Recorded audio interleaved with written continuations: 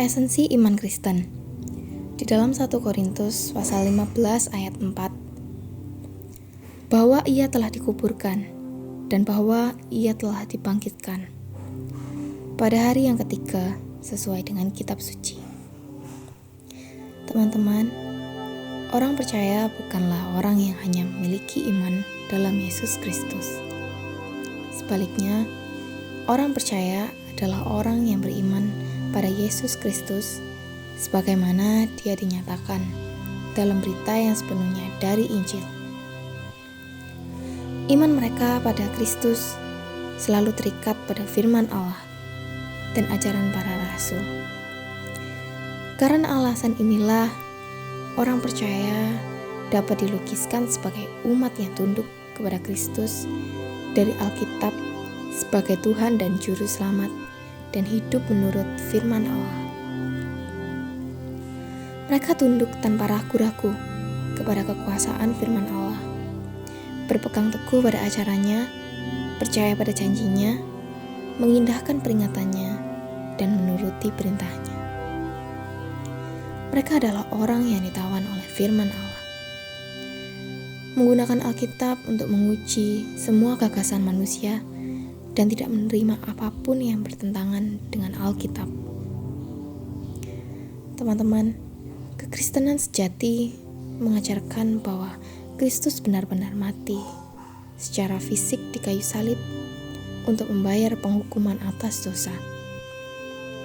Artinya, Kristus benar-benar mencurahkan darahnya secara nyata untuk menyucikan dosa-dosa. Jadi, kematian Kristus adalah kenyataan, bukan dongeng atau legenda. Akan tetapi, kematian Kristus di kayu salib tidak akan menghasilkan apapun, tidak akan berdampak apa-apa jika ia sendiri tidak bangkit. Kebangkitannya di hari ketiga adalah bukti bahwa ia telah mengalahkan kuasa dosa, iblis, dan juga maut. Maka akan genaplah firman Tuhan yang tertulis, maut telah ditelan dalam kemenangan. Hai maut, di manakah kemenanganmu? Hai maut, di manakah sengatmu?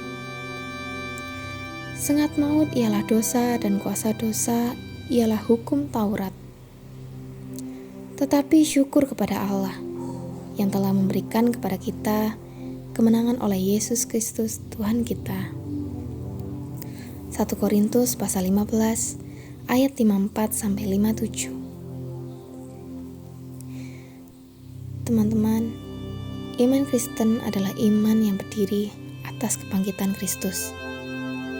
Inilah yang membedakan kekristenan dengan kepercayaan atau agama apapun yang ada di dunia ini.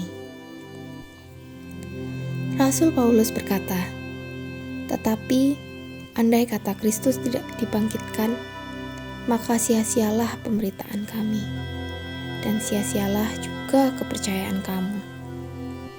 1 Korintus pasal 15 ayat 14. Andai kata Kristus tidak bangkit dari kematian, maka kita tetap hidup dalam dosa. Demikianlah binasa juga orang-orang yang mati dalam Kristus. Pada 1 Korintus pasal 15 ayat 18. Tetapi yang benar adalah bahwa Kristus telah bangkit di antara orang mati, sebagai yang sulung dari orang-orang yang telah meninggal. Sebab sama seperti maut datang karena satu orang manusia, demikian juga kebangkitan orang mati datang karena satu orang manusia. 1 Korintus pasal 15 ayat 20-21. Kuasa kebangkitan Kristus inilah yang memberikan kekuatan dan keberanian dalam diri Yohanes dan juga Petrus untuk bersaksi di hadapan mahkamah agama bahwa keselamatan tidak ada di dalam siapapun juga selain di dalam Dia. Dan karena Kristus telah bangkit, kita orang percaya memiliki jaminan keselamatan dan pengharapan masa depan yang baik dari Tuhan. Teman-teman, kebangkitannya adalah bukti bahwa Yesus Kristus adalah Tuhan dan Juru Selamat.